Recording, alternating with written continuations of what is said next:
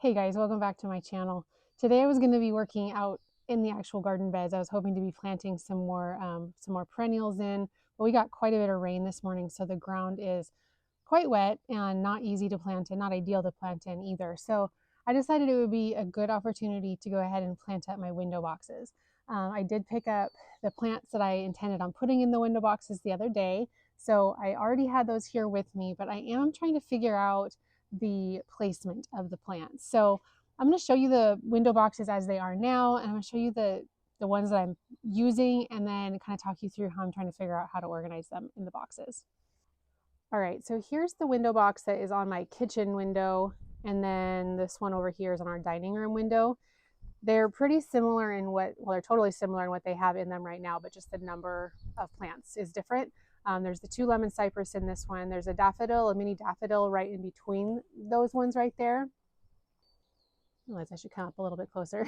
There's a mini daffodil in between the lemon cypress, and then you can see there's pansies and violas around the front, a couple Dusty Miller in there, some creeping Jenny on the bottom that's actually really starting to green up. But you know, honestly, all these things are quite overgrown at this point, and I put them in last fall.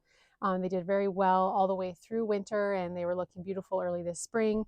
But I think I must have stopped watering or figuring that they were getting enough rainwater, and they weren't, because those pansies are quite sad. These ones over here are a little bit prettier. But anyways, the lemon cypress are pretty big in this one. They get a lot more sun and a lot more rain than in the other one. So I think I'm going to shear those up quite a bit, leave those in there, but I think I'm going to take everything else out. I just don't think that there's going to be enough room for those to stay in with the other things that I got. And same with over here. I'll keep in the lemon cypress because these ones are actually considerably smaller than the others. So those will be fine staying in there. But all of the violas, all the pansies, the creeping Jenny in here doesn't look like it's doing as well. And the Dusty Miller. Dusty Miller is pretty healthy, so I'll probably just cut that back and dig it out, transplant it to someplace else in the garden, possibly. If you ever purchase Dusty Miller at the store or at the garden center, you know it's like usually like $1.50 a container. So it's not the worst if I just get rid of it if I don't know where I'm going to put it. Chances are I'll just cut it way back and then put it in pots and hold on to it for a minute and see where I want to put it. But I'll flip you around now and show you the beautiful plants that I'm going to be putting into the window boxes, and you can think through with me of how I want to organize them in the boxes. Okay, so it's kind of a spattering of them here, but you can see the pretty clear color scheme. I'm loving the color of these Osteos here. It's kind of a, I don't know, like a magenta purpley color. I just love it. And then we have some Nemesia here. It's called the Essential Pinkberry, I guess. It has a variation of the pinks and the yellow and the white in there, which I thought was super pretty. I actually have 2 different varieties of Calibrachoa here. This one is Bloomtastic Serenity. This was the variety I really wanted, but I only could find 3, and so I also got some of this variety. This is the Aloha Kanoa Hula Blue Sky. Pretty similar, although the petals on this one are a little bit darker than this one, but I figure, you know, just the variation or the variegation, I guess, between them, you wouldn't be too obvious. And then I have some of the lemon coral sedum that's going to be a spiller in there. This is also a perennial, actually, for me if I wanted to put it in the ground. Kind of a short one. It should just trail over the fronts of the bed or the boxes and give them some bright color. And then the Osteos. I've not had much experience with these in my boxes or in beds, but I just couldn't pass them up. So it's 4D purple. You can see this one's kind of spent, but you can see how the center blooms out as well. It doesn't just stay flat. I think this will continue to bloom and give it a lot of extra dimension on those. This is a spent one, but it's even still pretty. So they have a progression. I don't know. This one almost looks like it might have been mistagged, because that doesn't look like it has as much, I don't know, texture in the center of the flower. But at any rate, those are going to be the back story, I guess, of the boxes. So this is kind of the idea where the osteos will be. I'm so sorry if you can hear my dog breathing. It's very loud. The osteos in the back with the lemon coral or the lemon cypress right here, and then Nemesia kind of one in front of each of the cypress, and then tucked right here in the middle. And then I think I'll do the lemon coral, lemon coral, lemon coral on the ends, and then in the between those, I'll have to see how the numbers work out, but something like that with these right in the middle, kind of spilling over the front. I think that'll be really pretty. We'll just see if we can fit it into the container. I think I can replicate that pretty well on this side. So there will be lemon cypress, lemon cypress, lemon cypress. And then, let's see, I do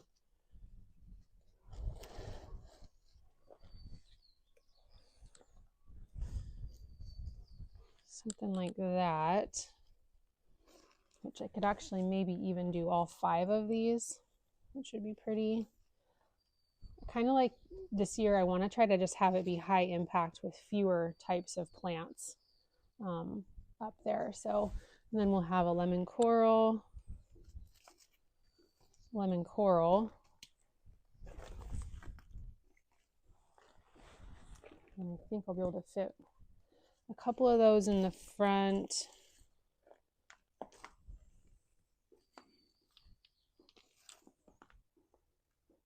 And then we'll see about that. Something like that. Okay, I honestly have no idea if these are gonna fit in these window boxes. They really aren't that deep, but I should be able to squish the root balls together and get them to squeeze in there pretty well. So obviously, first things first, I just have to clean out the boxes. This one underneath the dining room window is a little tricky just because there's plantings underneath and I really don't want to damage the hydrangeas that's under there. So I'll have to do this relatively carefully. So we'll go ahead and get that done.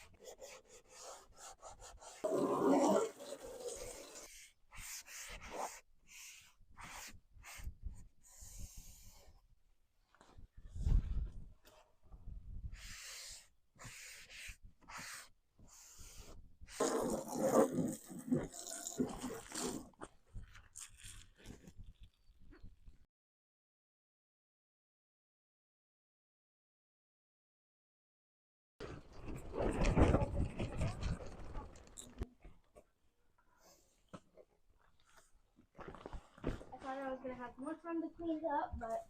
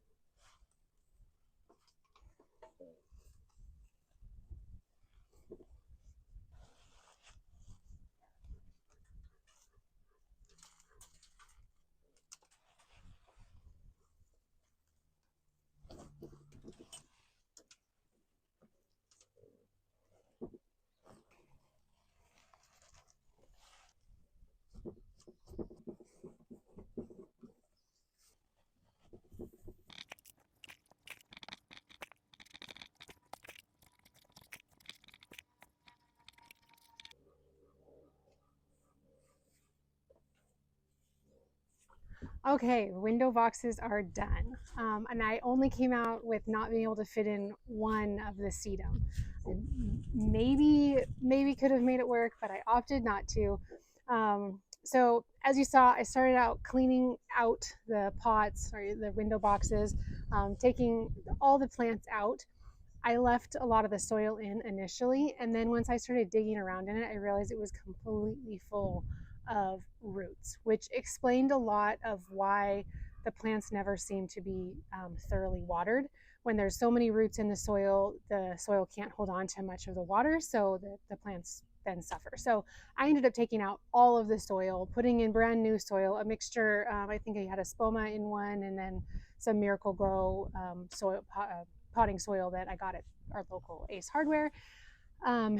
In those, I also cleaned the outside. I did use some scrubbing bubbles on this one right here because it doesn't have plants underneath it, but I didn't use it on the other one. The other one I only used Miracle Magic Eraser, and it did okay. It did well enough. So anyway, got that done, and then I kind of just fortunately was able to plant this one from in the house because this garden bed is really difficult to work around, hydrangeas, and I didn't want to bump off any buds, as I'm pushing past. And so got that one all planted up inside the house.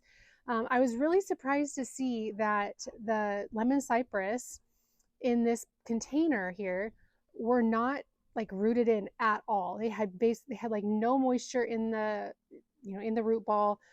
They were completely just in the same little itty bitty shape that they started in, as opposed to these ones that started out the same exact size. They were rooted all the way down to the bottom of the container, which is probably because this one has no cover over it, whereas this one is underneath a bit of a pop out, so it doesn't get as much water. But let me just flip you around and show you how these guys turned out, and then we're gonna go look quickly, I think, at spots to put the couple Dusty Millers. I think I have 4 Dusty Millers that I salvaged, 3 little of the little mini daffodils, and then a couple of the pansies that I dug out. Okay, I think the lighting is a little bit more cooperative now than it was maybe when I was actually planting these. So you can see a mix of the Osteos and the lemon coral sedum and some Calibrachoa and then the Nemesia. And it kind of just repeats itself all the way down to the end. So with all of that new fresh soil and a little bit of the slow release fertilizer from Proven Winners, I hope that those guys will be really happy there. And then this one is really similar, but just a smidge different in that it doesn't have a lemon coral sedum in the middle. I was debating about putting a Nemesia, 3 Nemesia, or 2 Nemesia and 1 lemon coral in the middle.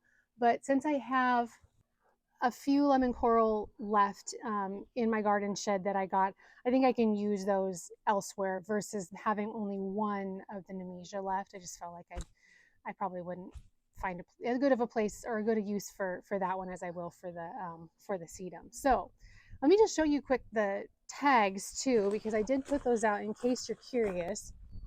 Here is what they actually are. So yep, the lemon coral, the Osteospernum, 4D purple. There's 2 different varieties of the Calibrachoa. I really like this one because of how light it was, but this one was beautiful too. They look actually very similar.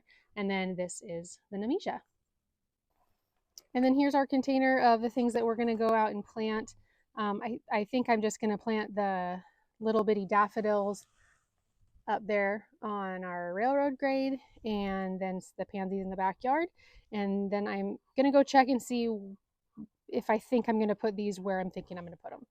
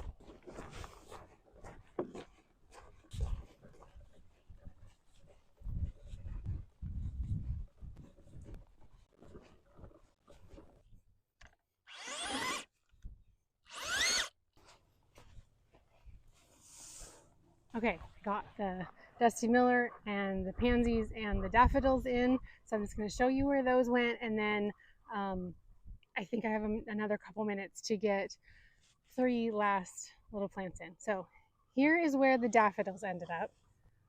The dogs are surrounding them as if they're protecting them for their lives, but there's just the little 3 guys. Obviously, there's not much to see right now because they're just, down to their foliage, but hopefully they will be able to soak in good amount of energy here and be a nice little view, or a nice little cluster right here next to the driveway. I would really love to plant this area up. This is what we call the railroad grade because it is an old railroad grade. And I've planted lots of daffs on the other side over here on our side, but I think it would just look so pretty to plant this whole area up with some varieties that will naturalize. So these little mini guys, I don't know much about them, whether they will come back very well or not, but we'll give it a try. So we're just gonna go down the driveway really quick and we'll go see where the Dusty Miller is.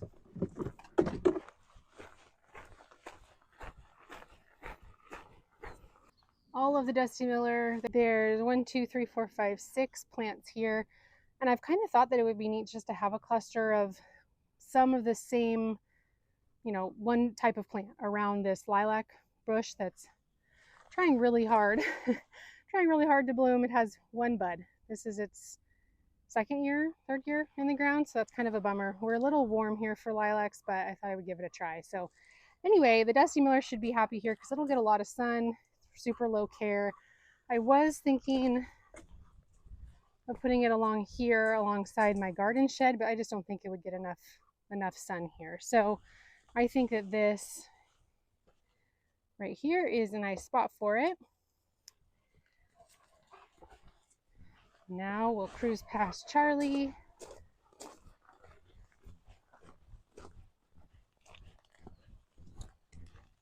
And we'll come to where we put the violas, or the pansies, I guess. So kind of to coordinate with these ones here that are in this pot. And then of course these ones over here. There's Gloria, the chicken that likes to get out. I planted them all right here in the front of this shade garden. So I think that they can handle more shade now that it's getting warmer out. This is generally what I do with violas when I take them out of their containers. Put them in a nice shady spot and they stay pretty nice for a good part of the season. And say I also have some sweet violas up here in this pot with some daffodils on the inside of those. So yeah, I think that these will have a chance to come back and push some new growth. I cut some of them back pretty hard.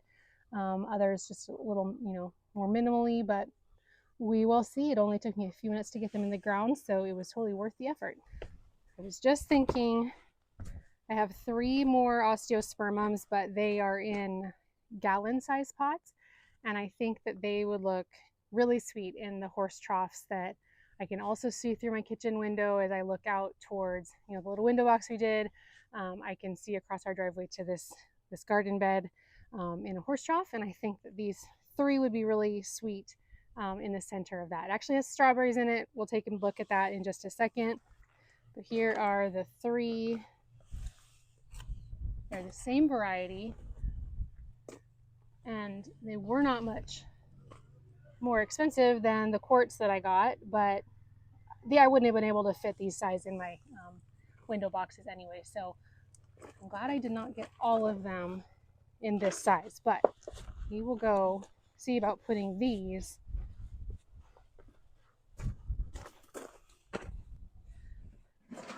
biotone first. Here it is. So we'll put it all in here for the easier carrying.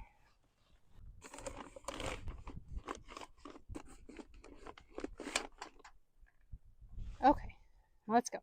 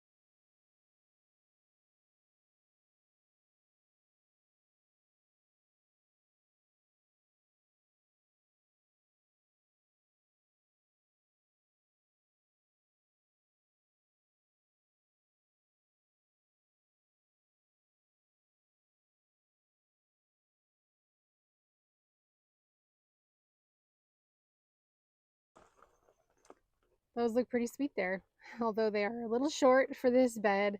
I was intending this year actually to take out the strawberries and lift up the soil because you can see it's a good like 8 to 9 inches down. So I was going to take the strawberries out, lift it up, put new soil in, but there were already so many buds on the strawberries that I just couldn't bring myself to do it. So I put the Osteos in containers. They're just in little terracotta pots. I don't we'll see. We'll see how this goes. I will have to be diligent about coming out and watering these, obviously, because they'll dry out super quickly. And like I said, I've never grown osteos before, so I'm not sure of their water needs. This will be full sun. We'll see. But at least being in containers, I can easily move them. So those are in that container, and it's right across from where we just did the window boxes. So they complement each other really nicely, I think.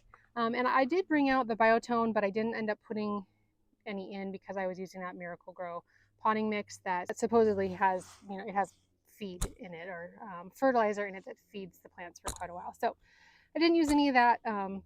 Easy peasy, just putting those in there. Pretty cute, and I think a good use for those plants. And we'll see how they do. So productive day with the window boxes and getting the stuff transplanted out and put into the garden. It feels good to have that done. So anyway, turned out to be a beautiful day after the rain this morning. It's absolutely glorious outside, and of course now it is time to go inside and make dinner. So anyways, thanks for hanging out with me today while I did these projects. I hope they were helpful and inspire you to maybe go do some window boxes or some container planting, and we'll see you in the next video. Bye.